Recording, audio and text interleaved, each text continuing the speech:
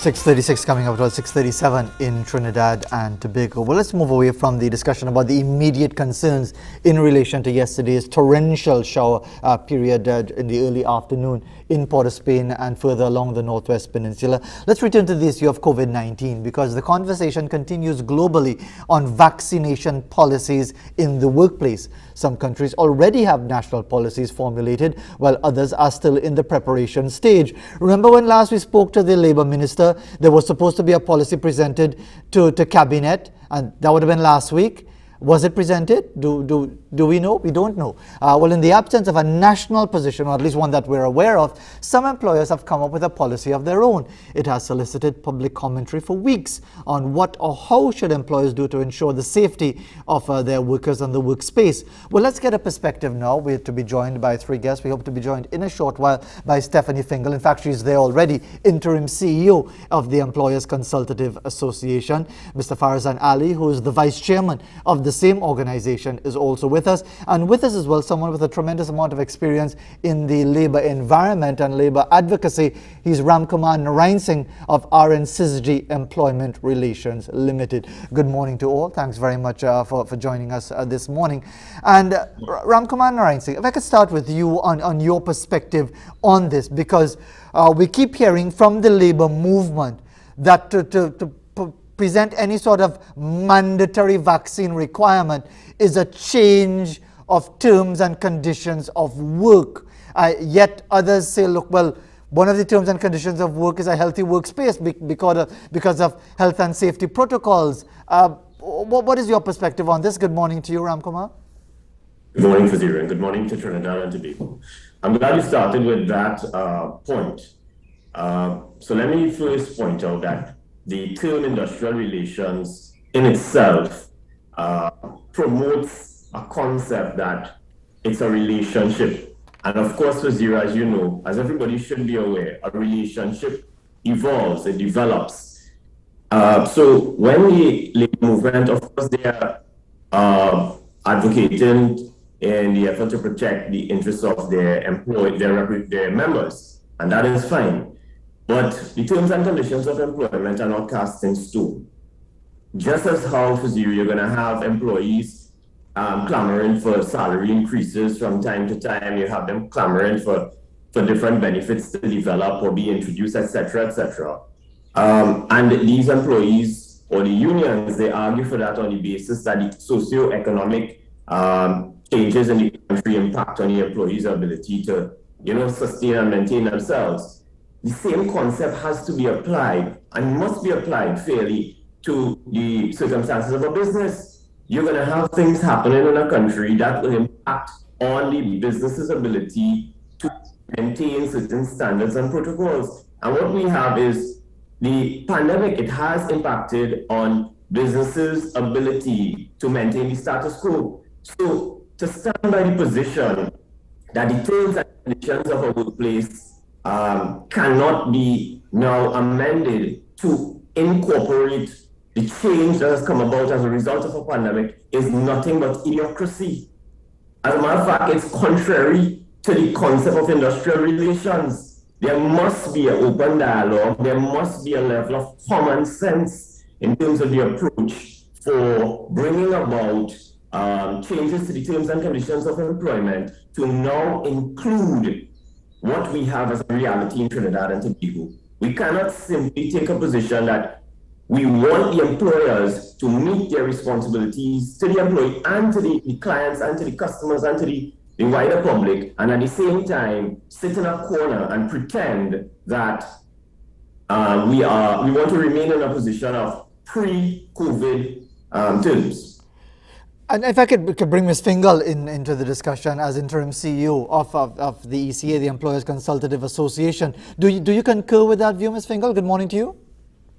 Good morning, Fazir, and good morning, everyone, Trinidad and Tobago. Morning. Industrial relations, I'm glad Mr. Narayan Singh raised it. And of course, he mentioned relations as well. And one of the key things we recognize is that dialogue, discussion, collaboration, consultation is the key to good industrial relations and good employee relations. So while there are companies introduce policies all the time, more recently when we had marijuana come into the place, I remember we had no smoking in enclosed places. A lot of things came in, grounded in law. So it started off where legislation was introduced, but companies would not have had policies for those things and would have had to engage employees and the registered majority unions where they existed. COVID-19 is a bit different because there's no legislation. That then in industrial relations requires more collaboration. It's now introducing, it's a novel coronavirus, it's a novel thing that's occurring in society. It's affecting everyone. So there is a greater requirement for this side of collaboration and discussion with employees and with unions, understanding that vaccination is critical for all of us. So while we encourage it, we indicate that this is what is going to help us reduce serious illness, prevent deaths, etc. How we introduce it will be critical.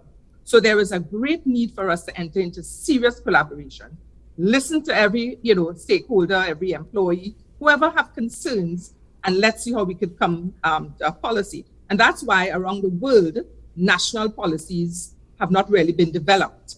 So, I just wanted to open with that.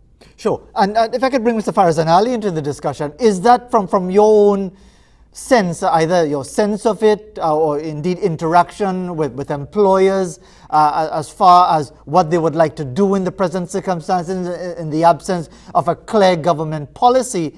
Is that collaboration taking place, or is it by employers operating by diktat that you have to do this or else? Yes, good morning again, Fazir, and good morning to Trinidad and Tobago.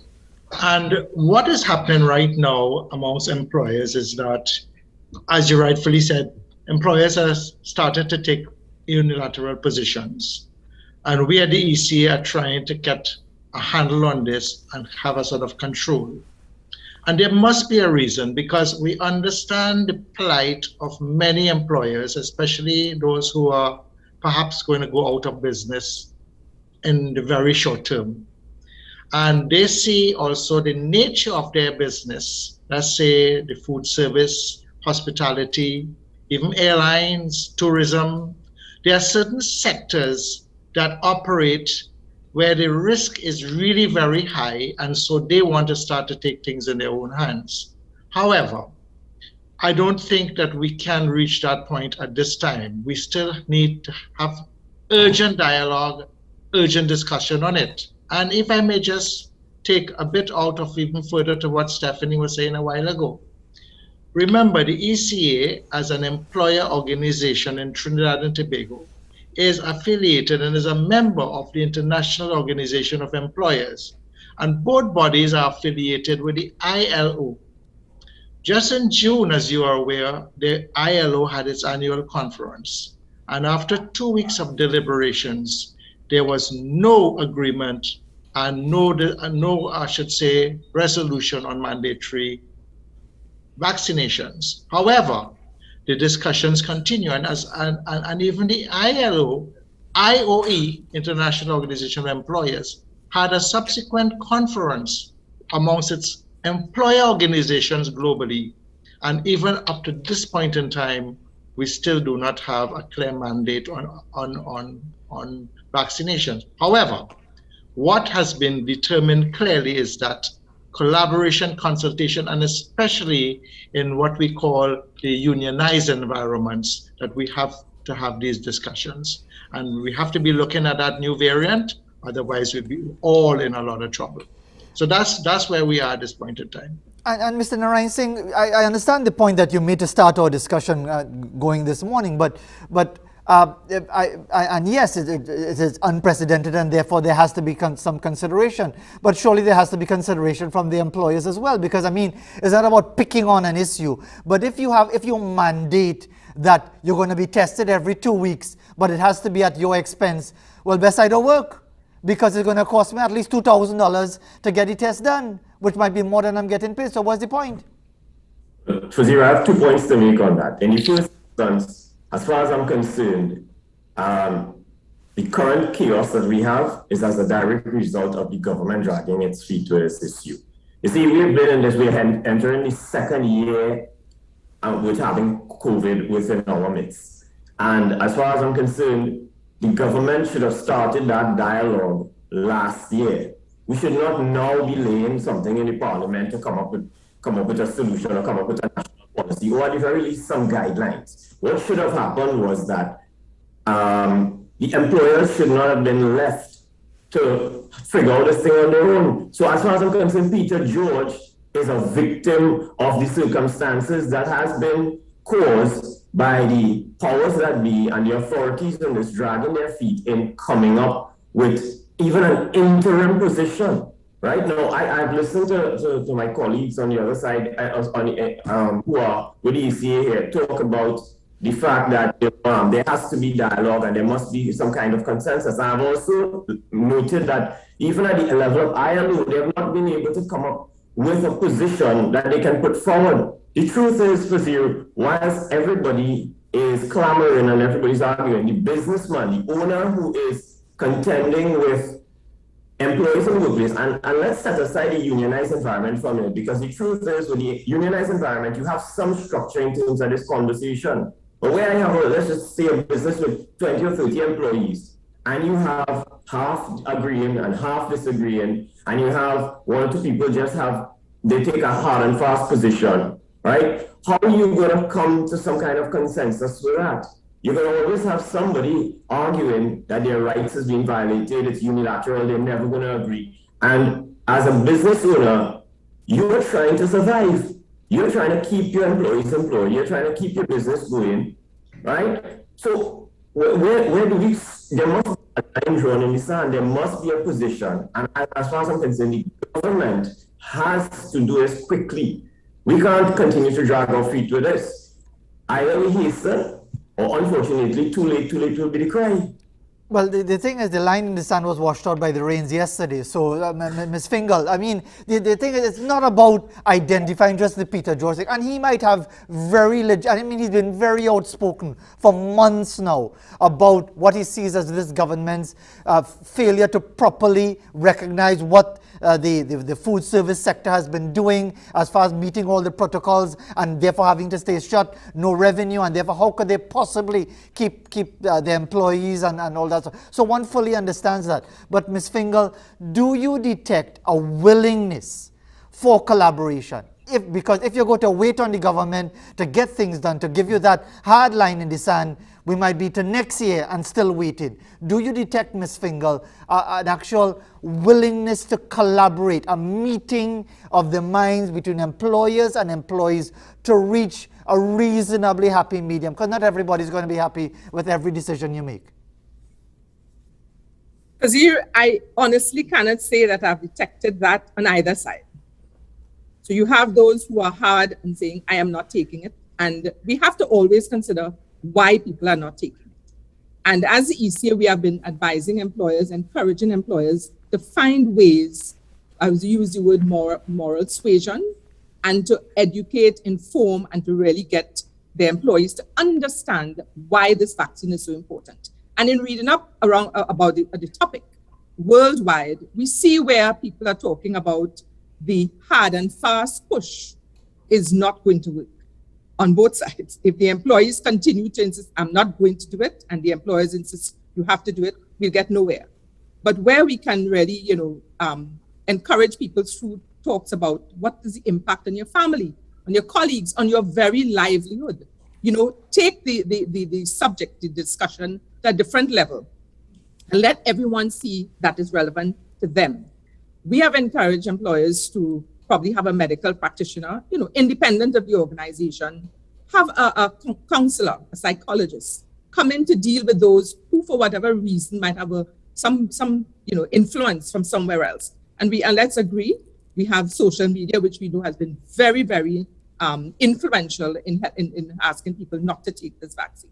So there are many things happening right now. However, you asked the question about whether we see a willingness to collaborate.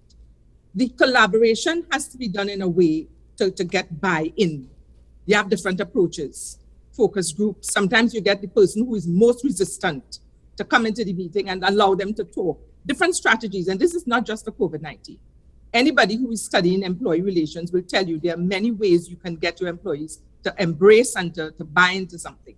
So we probably in our anxiety, because we're all anxious to get things back to normal. And we know it's not going to be the normal, but a new normal. But we're all anxious to get the businesses back open, to have employees back to work, etc. But so we need to take some time and look, what are the strategies we're going to use? We are all in this together, and let's see how we could come together. But it is not really, I would say, I haven't really heard anyone really pushing to have that collaboration. And therefore, Mr. Farzan Ali, as a final thought from you, what do you see happening? Is the situation going to get more chaotic as time goes by with whether there's reopening or not reopening, and employers maybe issuing dictates or employee representatives holding fast and referencing existing legislation and so on? Is the situation going to get worse before it gets better as far as the work environment and COVID-19, Mr. Ali? Last week, I noticed two developments on the newspaper, so I can't really confirm. Well, the Sunday newspaper was clearer, where there was a collaborated sort of statement with the Macal Group, and that's the group CEO himself, and 3 of the major union leaders who operate within that group.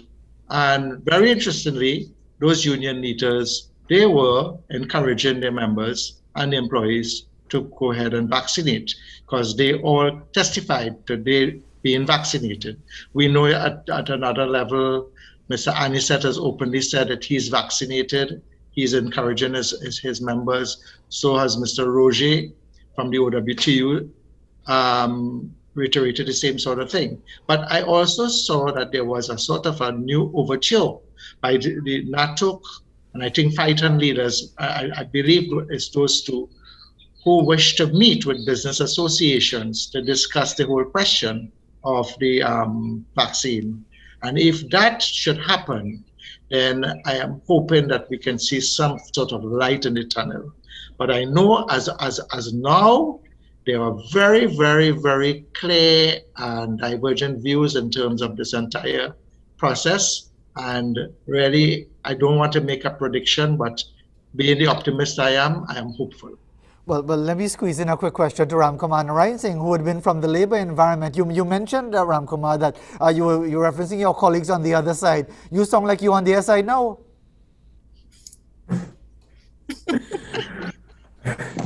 Listen, here's what the reality is. I noticed, let me make this comment, in closing. I heard Mr. Warwick made a comment earlier in the week, and as I understand it, what he said was, he took umbrage to the fact that the government used the term vaccinate to operate, because in his view, the word operate connotates business operations, and it doesn't support the rights or the interests of the workers in that process. But I think that an idealistic view can serve purpose and give rise to efforts. But that has to be in the right moment. It's in the wrong moment, it can become nothing but white noise. And I think the government was being pragmatic in recognizing that the action of everyone moving around in every society is the operation of the country, and therefore, in my view, that most probably is the reason for the word operate being used. Anyway, the point is that no one has really offered any other slogan that gives any type of hope for people who've been stuck for months without jobs or the business shut down. And as far as I'm concerned, vaccinate to operate is a message of hope for all persons who want to get back to whatever they were doing before the pandemic. And we have to recognize that there are businesses who are stuck in a position where their customers, and this is an emerging trend, customers are saying, their clients are saying to them, if you do not prove to me that your employees or staff members who are providing your services on behalf of your company are vaccinated, we will take our business elsewhere. And especially in the service industry, technical service industry, some of the medical service industry and private sector, and some of the quite a number of the businesses where you have direct customer-client relations. And businesses cannot sit down and simply wait. They have to come up with some kind of position, right? Unfortunately, what that is going to lead to is that companies are going to force to not be able to utilize employees who are unvaccinated by virtue of the fact that the very existence of their business is being threatened. And that is going to come up in the coming weeks. You're going to see either if companies take a position that they're going to stand by their unvaccinated staff, what's going to happen is they're going to lose clients. And if you see companies take a position that they're going to work with their vaccinated staff and their clients, they're going to have no work to offer to employees who are unvaccinated. And that's a reality. It's just a matter of time before it starts to really make a wave. That's another thing that's happening. So I wanted to put that out there this morning before we close off. And firstly, I also endorse Mr. Stringer's point that moral suasion, providing the support, giving opportunities to staff to be educated and properly edified on the pros and cons and whatever that they may think, they have concerns about in regards to being vaccinated. But in the end, you are going to see that there are polarized employees or polarized employers as well who, don't want to move. And we will have some fallout, one way or the other. Ramkumar Narayan Singh, Ms. Fingal, and Mr. Ali, thank you very much indeed. Well, if it is that Aussie is not too pleased with the vaccinate to operate, maybe they just came up with the slogan because it rhymes. So why about vaccinate to dictate, vaccinate to legislate? Any kind of 8 you could come up with. So maybe that might be something they might want to look at. Thank you very much indeed to all three guests for taking the time, because it sounds like a nice phrase, vaccinate to operate and so on. But again, whether you want to be picky about it, what does operate means and so on, that is the same kind of thing that gets us nowhere. The issue is, are we really willing to have that conversation that will allow people to feel comfortable in being able to come into the workplace and not have to face situations where they can be penalized or have to be burdened in some way or the other. It really requires collaboration, and it requires a significant change in the way that we continue to do things in Trinidad and Tobago, as far as letting people understand all of these circumstances attached to that. Before we go to the news, we have an image to show you. We're going to the news now, but here's a low-key, which is a type of a container that it's like container-like sort of fruit, I suppose it is. It was grown in the garden of Kalauti from Dabadi. She says it is delicious, especially when paired with saltfish. Now here are some mangoes from the yard of Jesse George Hernandez from Toko. Do we have those mangoes available to us? Yes, there we go. Julie mango, maybe starch as well. I would prefer the Julie, to be quite honest, especially the face. But it's 7 o'clock now. No more time for Julie mango. Time for the news at the top of the hour.